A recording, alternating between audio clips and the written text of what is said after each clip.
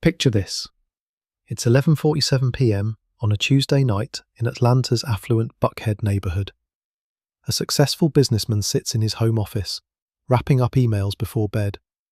Out of habit, he picks up his phone and opens the baby monitor app, something he's done 1,000 times before. But what appears on his screen will destroy everything he thought he knew. There, in the soft glow of the nursery nightlight, he sees his wife standing over their 4-month-old daughter's crib. Nothing unusual about that, except she's not alone. A man stands in the shadows. Their body language is familiar, intimate, and they're whispering about something urgent. He turns up the volume on his phone. "We have to do it tonight," he hears his wife say. 24 hours later, police would discover 2 bodies in that sprawling Buckhead mansion. A third would be found shortly after. The baby, alone and crying, would be the only survivor. But here's what makes this case truly haunting. The husband who checked that baby monitor? He installed every camera in that house himself. He built his fortune on security systems. He believed he could control everything. He was wrong. This is the true story of how a 2-year marriage ended in bloodshed, betrayal, and a level of deception that shocked even seasoned homicide detectives. To understand what happened that night in October 2019, we need to go back to where it all began, because the seeds of this tragedy were planted long before anyone realized they were in danger. If you want to uncover more chilling true crime stories and see justice exposed, subscribe to Crime Vaults as we bring light to the darkest true crime cases and never miss the secrets hidden in plain sight. June 15th, 2017.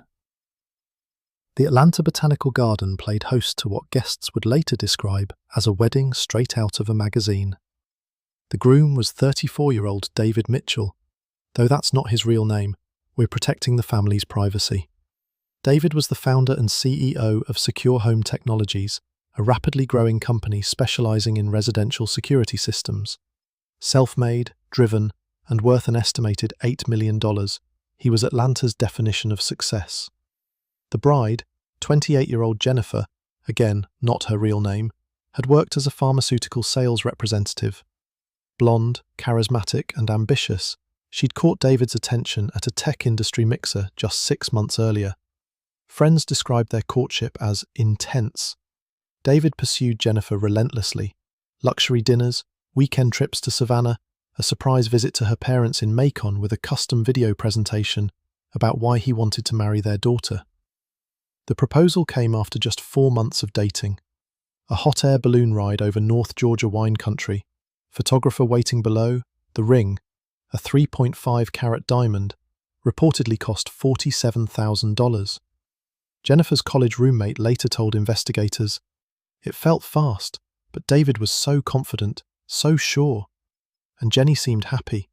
She kept saying she'd finally found someone who truly saw her." After the wedding, the couple moved into a newly purchased mansion in Buckhead. 6 bedrooms, 4 baths, pool, and of course, a state-of-the-art security system. David had equipped their home with 16 cameras, motion sensors on every door and window, and smart locks he could control from his phone. "It's the safest house in Atlanta," he'd tell dinner guests, pulling up camera feeds on his tablet. "I can see every corner of our property from anywhere in the world." But here's where the fairy tale starts to crack. Within weeks of returning from their honeymoon in Bora Bora, Jennifer quit her job. David had encouraged it, insisted on it actually. "You don't need to work anymore," he'd told her. "Focus on making our house a home." Her former colleague remembered. "Jenny loved her job. She was on track for a promotion. Then suddenly she's texting me that she's done, that David wants her available for travel, for entertaining his clients." It seemed romantic at first, but the pause in that statement speaks volumes. Jennifer's social media painted a perfect picture. Brunch with David's business partners' wives, yoga classes, home renovation projects. But her close friends noticed she was posting less, answering texts more slowly, making excuses to skip girls' nights. Was this simply married life? Or was something else happening behind those camera-monitored walls? February 2018. 8 months into their marriage, Jennifer announced she was pregnant. David's reaction was immediate and extreme.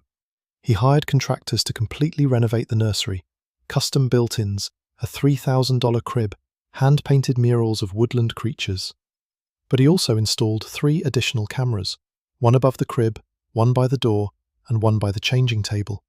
For safety, he explained to Jennifer's mother during a visit, I need to know my baby is protected at all times.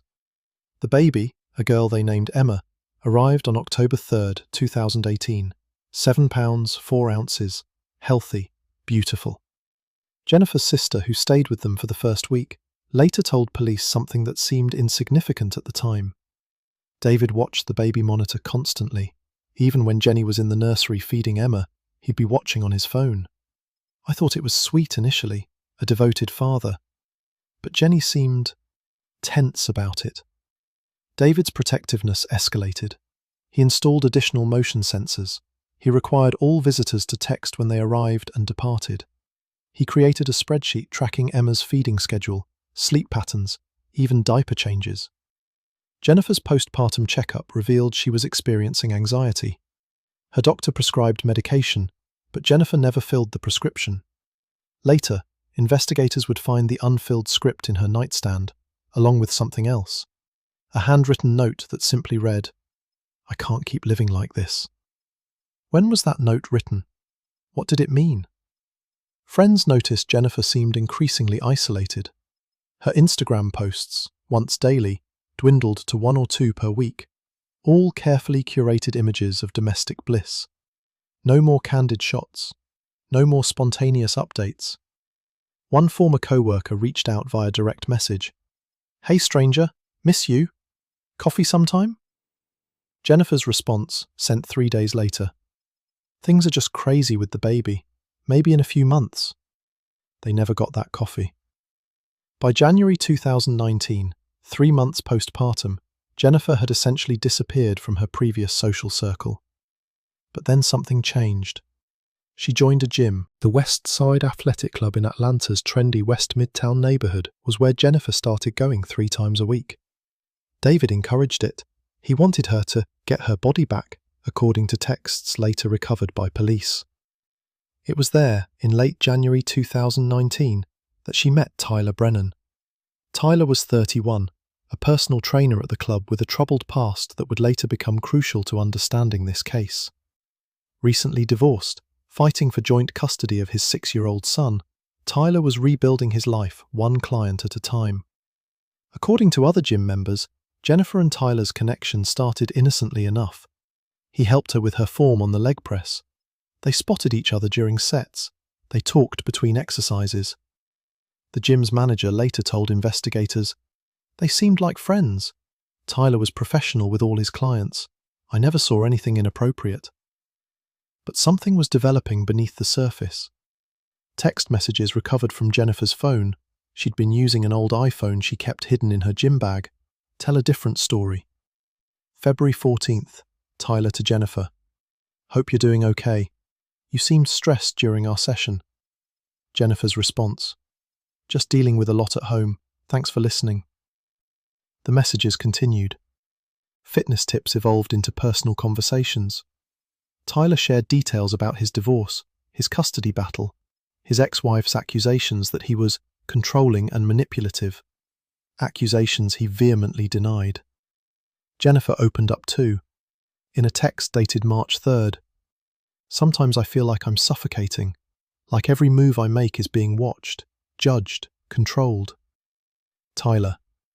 You deserve to feel free, to make your own choices.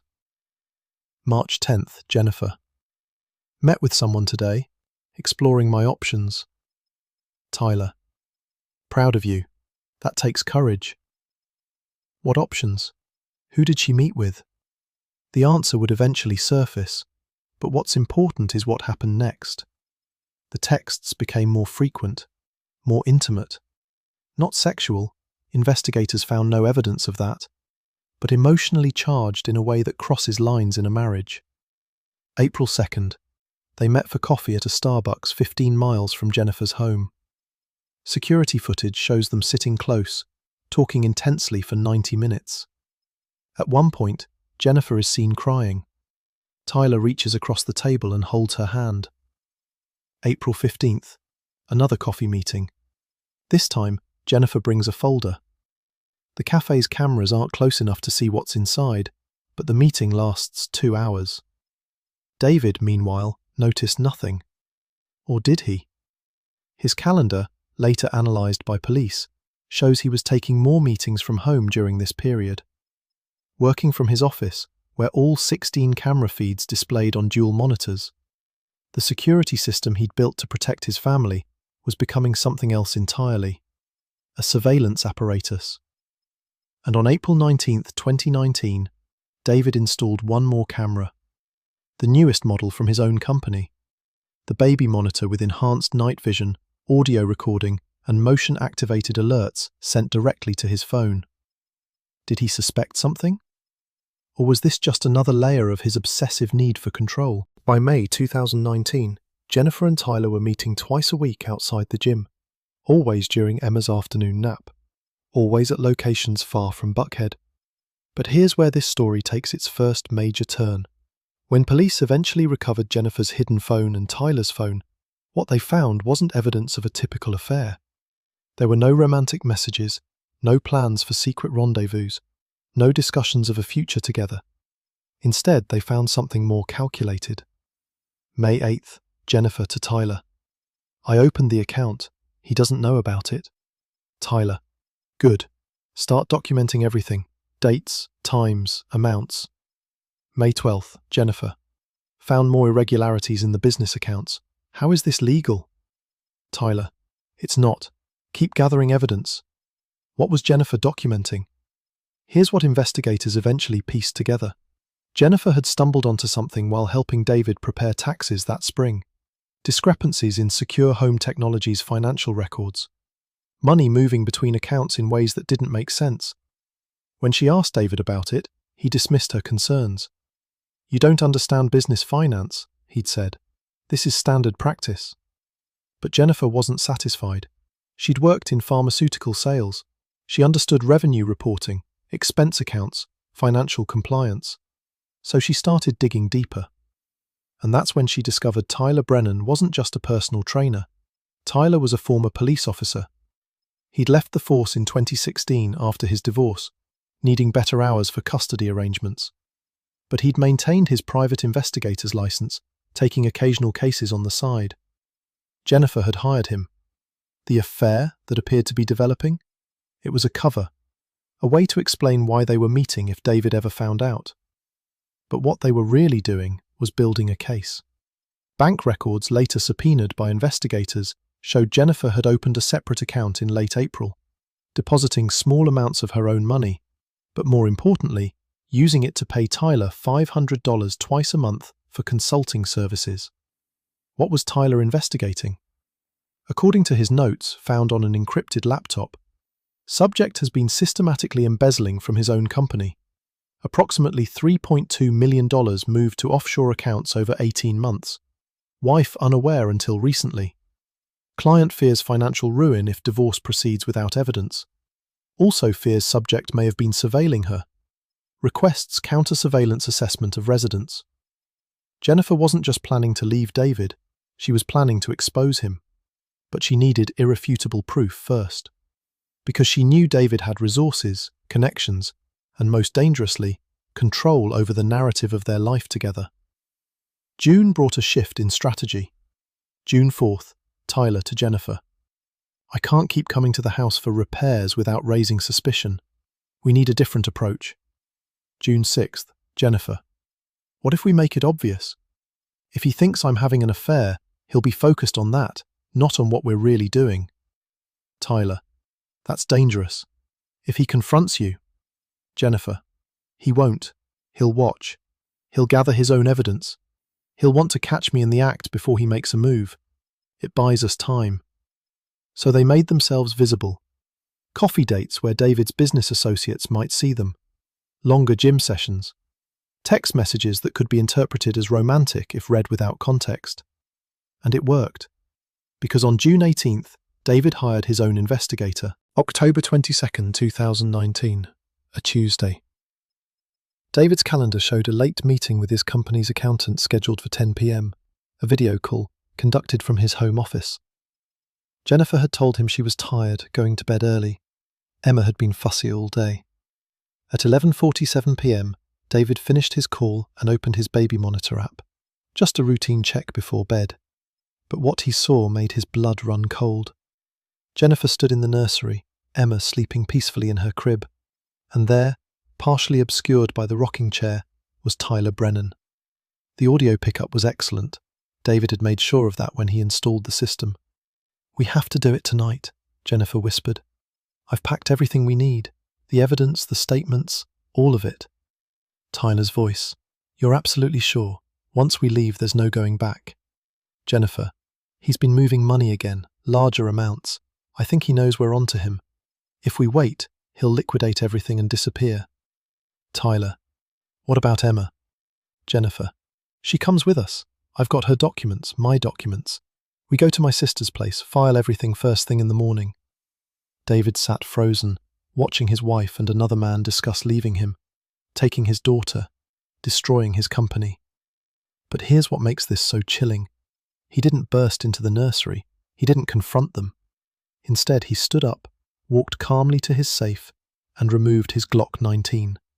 He'd purchased it legally 2 years earlier, when he first started the company. In case of break-ins, he'd told the firearms instructor. Now he checked the magazine. 15 rounds. He'd never fired it outside the range. Security footage from his office camera shows David sitting back down at his desk, gun beside his keyboard, watching the baby monitor feed. At 11:53 p.m, Jennifer and Tyler left the nursery. The camera caught them moving down the hallway toward the stairs. David watched them on a different camera feed, this one covering the foyer. They had bags, 2 large duffel bags and Jennifer's laptop case. At 11:56 p.m, David stood up, picked up the gun, and left his office. What happened over the next 18 minutes would leave 3 people dead and destroy multiple families. The house had an open floor plan. The foyer flowed into the living room, which connected to the kitchen. 16 cameras captured nearly every angle. Except they didn't capture what mattered most. Because when David designed his security system, he deliberately created one blind spot. A small area in the kitchen near the back door where he'd installed his gun safe. He didn't want cameras recording the combination. That's where Jennifer and Tyler were standing when David found them at 11:58 p.m. Mrs. Patricia Richardson, the next-door neighbour, was watching television when she heard voices escalating. She'd later tell police, "At first I thought someone had their TV up too loud. Then I realised it was yelling. A man's voice, very angry. Then a woman crying, pleading. What exactly was said? We'll never know for certain. But we do know this. At 12:14 a.m, Mrs. Richardson heard 3 distinct gunshots in rapid succession. Pop, pop, pop. She immediately called 911. "There's been shooting at the house next door," she told the dispatcher. "The big colonial with the brick facade. I heard 3 shots. Maybe more. I'm not sure." The dispatcher kept her on the line. "Are you hearing anything else now?" "No, nothing. It's completely silent." "Any screaming? Anyone calling for help?"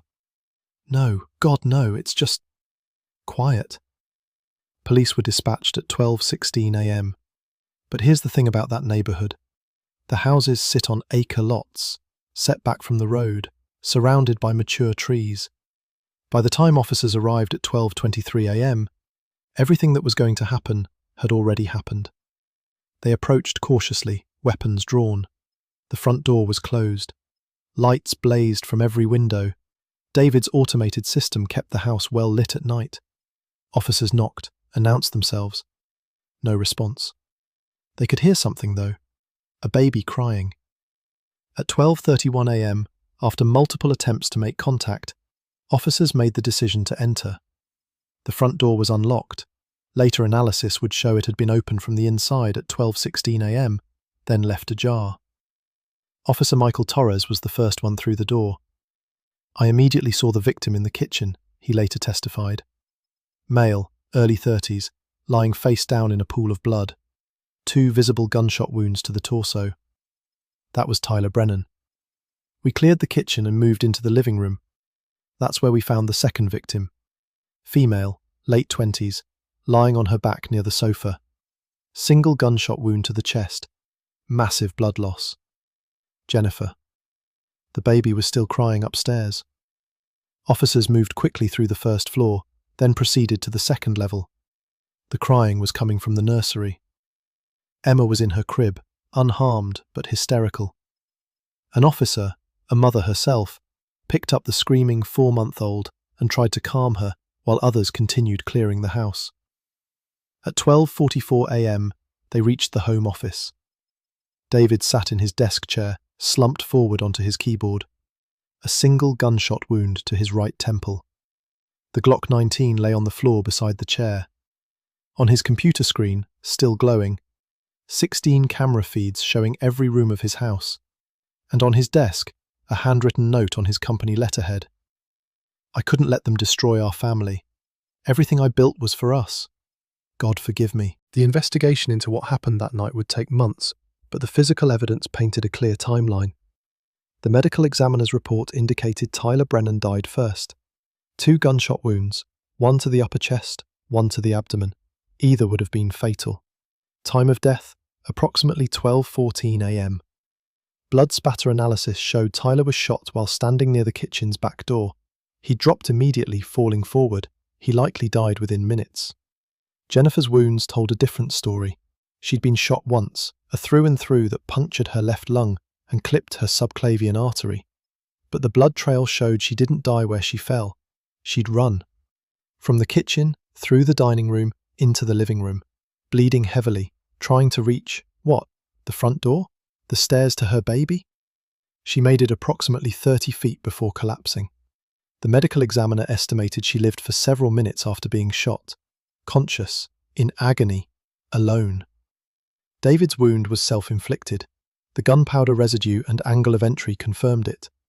Investigators estimated he'd shot himself approximately 15 minutes after shooting Jennifer, which means he sat in his office, watching the camera feeds of his dying wife, for a quarter of an hour before ending his own life. Ballistics confirmed all shots came from David's Glock. 15-round magazine, 4 rounds fired, 3 for the victims, 1 for himself. But it was what investigators found during the detailed search of the house that truly revealed the horror of this case. In David's office, they discovered a second laptop, one Jennifer didn't know about. On it, video files dating back months. Not just camera feeds from the house, but from other sources too. David had installed a GPS tracker on Jennifer's car. He'd cloned her phone, receiving copies of every text message she sent and received, including the messages she thought were private on her hidden iPhone. He knew about Tyler's investigation. He knew about the financial evidence she was gathering. He'd known everything. In Jennifer's gym bag, hidden in her car, investigators found her documentation, bank statements, wire transfer records, emails showing David had indeed been embezzling from his own company. The total? Just over $3.2 million, moved to accounts in the Cayman Islands over 18 months. But here's the detail that changed everything investigators thought they knew about this case. Tyler Brennan's background check revealed something David apparently never discovered. Tyler wasn't just a former cop turned personal trainer. He was former SWAT, trained in hand-to-hand combat, licensed to carry concealed. So why didn't he have a weapon that night? In Tyler's car, parked 3 blocks away, police found his service weapon, locked in the glove compartment. And in his jacket pocket, the jacket he was wearing when he died, they found something else. A digital recorder, still running, battery nearly dead. The recording from Tyler's pocket changed everything. It captured the final confrontation in full, and what it revealed was more heartbreaking than anyone anticipated. David's voice, cold and controlled. So this is how it ends? You, sneaking out in the middle of the night with my daughter and some personal trainer? Jennifer crying, David, please, just let us go. You can have everything. The house, the company, all of it. I just want Emma safe. Tyler, Mr. Mitchell, I'm unarmed. I'm not a threat to you. Jennifer hired me to investigate financial irregularities. That's all this is. David, financial irregularities? You mean my money? Money I earned.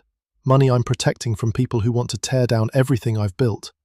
Jennifer, You've been stealing from your own company, from investors. When this comes out, David, nothing's coming out because you're not leaving. Tyler, sir, I'm a licensed investigator. The evidence has already been submitted to. That's when the first shot fired. Tyler's grunt of pain, the sound of him falling, Jennifer screaming. David, you did this. You made me do this. Jennifer sobbing. David, please, Emma's upstairs, please. The second shot. Jennifer's scream cut short, gasping, the sound of her running. David breathing heavily, walking, his footsteps following her. Jennifer, help, someone, please. Then silence, for 37 seconds. David's voice, quieter now. I loved you. I gave you everything. Jennifer, barely audible. Emma. Tell Emma. No third shot, because Jennifer was dying. David just waited. More silence. 1 minute, 2 minutes. Then David's footsteps walking away, going upstairs. The sound of Emma crying. David's voice soft. Shh, baby girl. Daddy's here. Daddy's always here. The crying continues. David's footsteps on the stairs again, walking to his office. A door closing. 4 minutes of silence. Then the final gunshot. The recorder kept running for another 6 minutes before the battery died. Forensic psychologists who analysed the case concluded David had been planning this for at least a week. The new baby monitor, working from home more frequently. He'd been watching Jennifer's every move, waiting for her to make a final mistake. But here's what haunts investigators most: the financial analysis. David hadn't been embezzling to fund a lavish lifestyle. The couple already had that. He'd been moving money to accounts Jennifer couldn't access in a divorce. He'd been planning to leave her. The man who murdered his wife and her investigator to prevent her from leaving him was preparing to abandon her himself, but on his terms, leaving her penniless and possibly facing criminal charges as an accomplice to financial crimes she knew nothing about. It was never about love, the lead detective told reporters months later. It was about control, total, absolute control. When he realised he was losing that control, he'd rather see everyone dead than let them walk away. Emma Mitchell, not her real name, went to live with Jennifer's sister in Macon, Georgia. She's 5 years old now. She'll never remember that night. But she'll grow up knowing what happened. Secure home technologies collapsed within weeks of the murders. The embezzlement investigation revealed David had stolen from investors, employees' retirement funds, and operating capital. The company owed nearly $7 million it couldn't pay. 16 employees lost their jobs. Dozens of investors lost their money. Tyler Brennan's ex-wife filed a wrongful death lawsuit against David's estate. She's raising their son alone. Tyler never got the joint custody he'd been fighting for. Jennifer's family established the Jennifer's Light Foundation, providing resources for women experiencing financial abuse and coercive control in relationships. Because here's what this case revealed. Jennifer had been isolated, monitored, and controlled for 2 years. But to the outside world, she had the perfect life. The mansion in Buckhead sold at auction for $1.2 million, 40% below market value. No one wanted to live in a house where 2 people were murdered. The proceeds went to the victims' families and to paying back some of what David had stolen. The 16 cameras David installed? They're still there. The new owners couldn't afford to remove them all. So they stay, silent witnesses to a tragedy that could have been prevented if someone, anyone, had looked past the perfect facade and seen the truth. How many other couples right now are living behind similar facades? How many people are one discovery away from violence? The baby monitor that started it all, the one that showed David what his wife was planning, it's in an evidence locker somewhere in Atlanta. Still functional, still recording nothing but darkness. In the end, David Mitchell built his life on security and surveillance. He believed if he could see everything, control everything, he could protect what was his. But you can't control people. You can only drive them away. And when they finally run, sometimes they don't run fast enough. Emma will grow up with photographs of a mother she'll never remember, and questions no one can really answer. Why did this happen? Could it have been prevented? The truth is simpler and more terrifying than anyone wants to admit. It happened because one man chose violence over losing control. It could have been prevented if he'd chosen differently. But he didn't. And now 3 people are dead, a child is orphaned, and everyone left behind has to live with the question, what would you have done if you'd been watching that baby monitor? If you want to uncover more chilling true crime stories and see justice exposed, subscribe to Crime Vaults as we bring light to the darkest true crime cases and never miss the secrets hidden in plain sight.